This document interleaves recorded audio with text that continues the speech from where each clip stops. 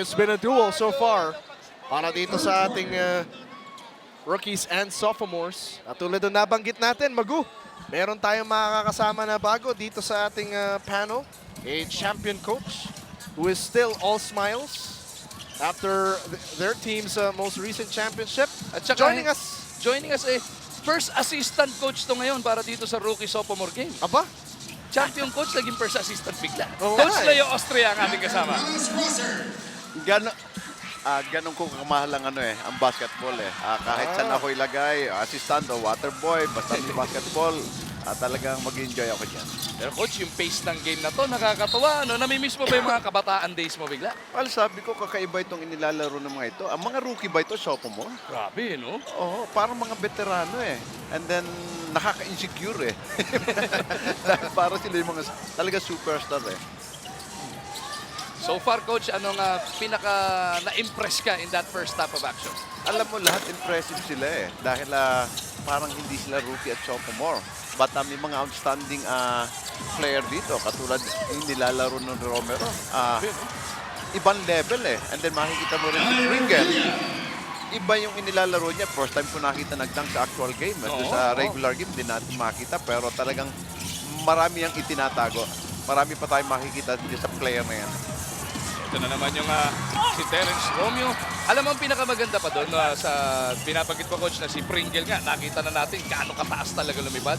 Nung pinanood niya yung replay kanina ng halftime, sabi niya, oh, that side, ibig sabihin, mas gagandahan pa niya ngayong second meron half pa yan. tinatago, coach. Well, alam ko, marami tayong makikita sa kanya dahil matagal ko ito nakalaban. 2 taon ito doon sa ABL. Pero talagang pinahirapan kami. Kaya lang malalaki yung import namin nun. Kaya na-stop namin. Pero dito, dahan-dahan makikita mo yung level ng paglalaro niya. Kakaiba Ito na mga isa pa si Brian Heruela, coach, kahapon pinagkikwentuhan natin. Matagal mo na rin gusto itong player na to.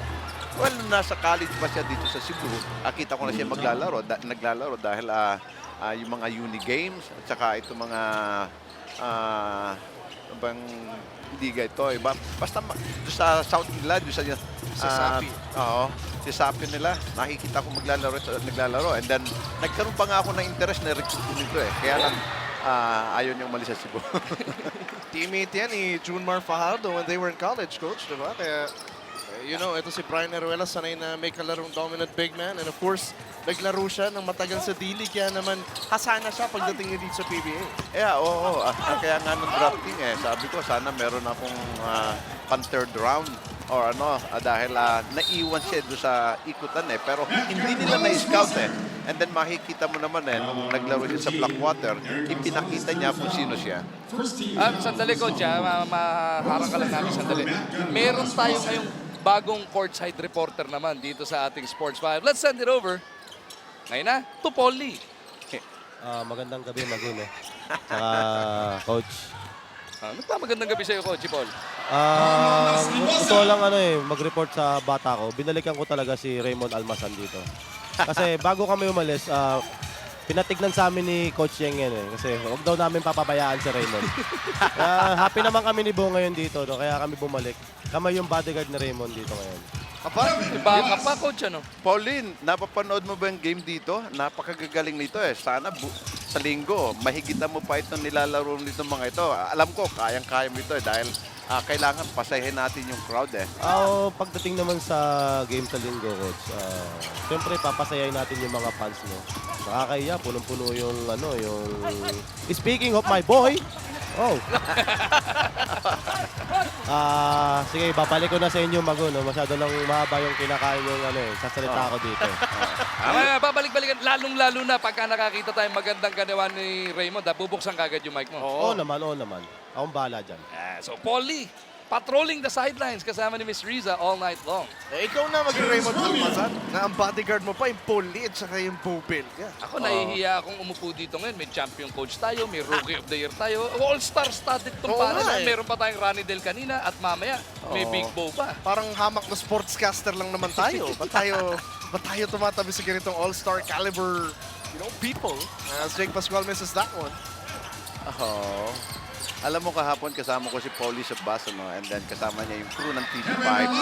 Parang siya naging nag-host siya doon. Sabi ko, Hindi kaya ma-insecure dito si, ano, si James at saka si Mago. Ang galing magdala ng sitwasyon.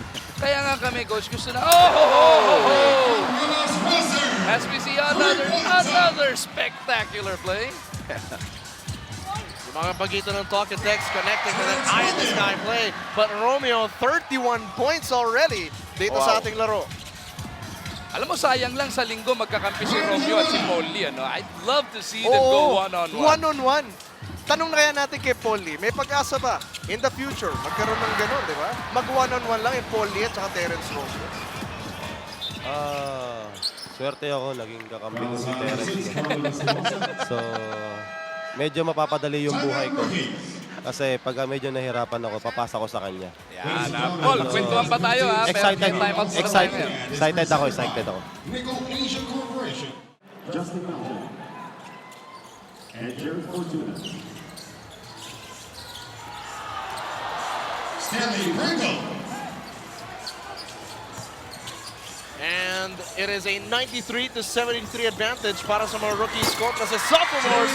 Pero si Terence Romeo mukhang desidido, Coach Leo, na i-overhaul ang kalamangan ng kanilang mga kalaban. Yeah, talaga ito si Romeo. Hot na hot eh. Nakikisama dito sa init ng Coliseum. Dahil sa dami ng crowd, talagang inspired ito. And then talagang magugustuhan ng tao ito si Romeo dahil pinapakita niya talaga yung lahat ng kanyang nalalaman sa basketball at dahil sa pagmamahal niya sa mga fans. 93-78. MGR, Pringle, binigay kay Chris Banchero from the outside. Vintes Santira, agawan sa rebound, will go the other way. Kevin Haas. Etong si Coach Leo, no, isa sa mga premyadong point guard all-time ng PBA. Oh, ano, yes. Anong nakikita mo, Coach Leo? Pagkakaiba, may improvement ba dito sa current batch of guards natin? Well, ibang-ibang nilalaro nila. Nasa ibang level sila eh. Dahil nung araw, ang mga point guard, taga-orchestrate ka lang, taga-pasa ka eh. And then, didirect mo lang sila. Ngayon, umi-score sila eh. And then, mahirap bantayan sila ngayon dahil nung araw eh, contain mo lang yan, papasa na yan eh. Pero ngayon, kailangan bantayan mo ng mabuti, lalo na kung ang katapat mo ito si Polly at saka ito si Pringle at saka si Romeo. Talagang hindi ka pwedeng magkisap mata eh dahil titirahan ka ng harapan. Si Coach, kala mo hindi deadly shooter nung araw, no? Hindi ka naman pasa-pasa, nang deadly rin yung mga betaw mo. Ang kwento sa akin, ni Baco, Austria, ni Coach Leo. Kahit di ka sa labas, kumakana pa rin si Daddy Leo. Record holder ka pa rin ng Rappi Hapa Cup, di ba? Kung hindi ako nagkakamali, 56 points. Yeah. Di ba, Coach? Rappi Hapa Cup yan yung inter-PBA na liga. Yeah, oo. Hindi ko makakalimutan yun dahil very exciting yung game na yun eh.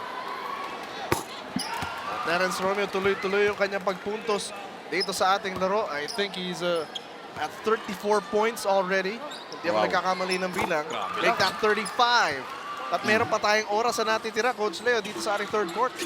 Yeah, kamangha-mangha itong ginagawa nila. Biro mo, 100 points na sila. Nasa third quarter pa lang tayo. Partida 10-minute quarters lang to, Coach. Maybe because of yung blitz eh. Dahil 18 seconds lang yung shot clock. Kailangan talaga pupukan, ano? Oo. But makikita mo naman, hindi nagpapabaya bawat set. Talagang seryoso sila eh.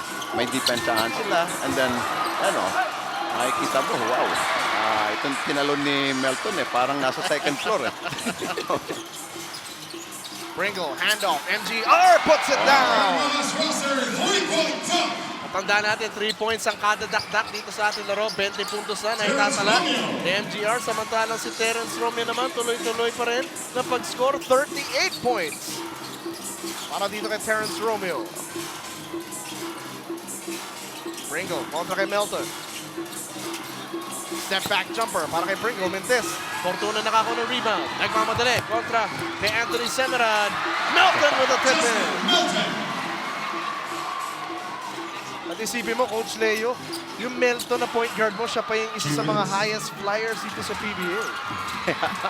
Oo nga, kaya ang sarap mag-coach dito sa mga player na ito dahil yung mga kailangan mo, may puprovide nila eh.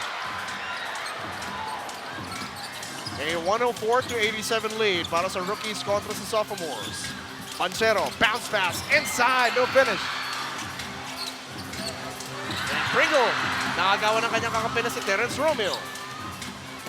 Oh, Melton, nakako ng agaw. R.R. Garcia on the break. Garcia all the way. No, nakikita natin yung mga sophomores, sumeseryoso na ng konti. Coach, syempre ayaw mo namang maisahan ka ng mga bagito. Oh, yan ang iniisip nila dahil may prestige din yung mga yan eh. Dahil baka may premyo ito mga ito pagka nanalo. Yan ang iniisip nila. Oh. MGR climbing the ladder. Put back to Cementis na kanyang kakampi na si Kevin Alas. Garcia from the outside. Mentis. Manuelas Rosser nakapulot ang rebound. Siya nga rin na magtatawid. Aatake. Titira. And he makes it. Coach, yung bata mo, jumu-duty foul ah. Nakalimutan niya to, all-star game to. Jumu-duty foul ah. Siyempre, iniisip nila kung paano mananalo eh. Kaya nakakalimutan nila all-star ito.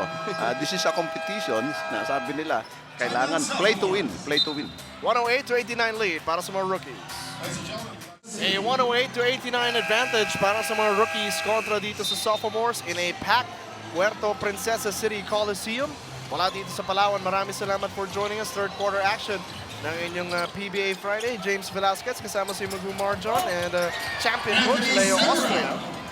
Huwag mong kalimutan yung mga courtside reporter natin, Risa Diaz and Paul Lee. Oo, ang ating fourth and fifth people dito sa ating panel.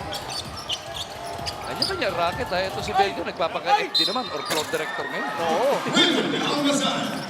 Siya yung kumakausap sa ating direktor, itong si Bo Belga. Napaka-active, everyone wants to get a taste dito sa All-Star Weekend. Kahit ano gusto mo gawin. Ibang experience eh. Iba. Kasi this is giving back to all of the PBA supporters, ano? Yeah, oo. Tsaka talagang very accommodating kayo sa mga players, sa mga superstar nito. Kaya tuwan-tuwa sila sa panel lagi eh. And alam mo naman itong TV5 talagang ina-accommodate lahat ng may gustong makasama dito sa palabas na ito dahil this is a good entertainment para sa mga fans natin, lalo dito sa mga taga-Palawan. Four-guard lineup para dito sa sophomores. Denied! San punta mo, Brad? MGR climbing the ladder. Sending that shot away. Tingnan natin ulit. Magu Almazan, salampak na lang dapat. But MGR says, saan ka pupunta? Huli ka! No ID, no entry. Para dito kay Raymond Almazan. At tuloy-tuloy pa rin ang aksyon dito sa ating PBA Friday. Magpapaalam na muna kami dito kay Coach Leo Austria. Maraming salamat for joining us. Fourth quarter action sa ating pagbabalik.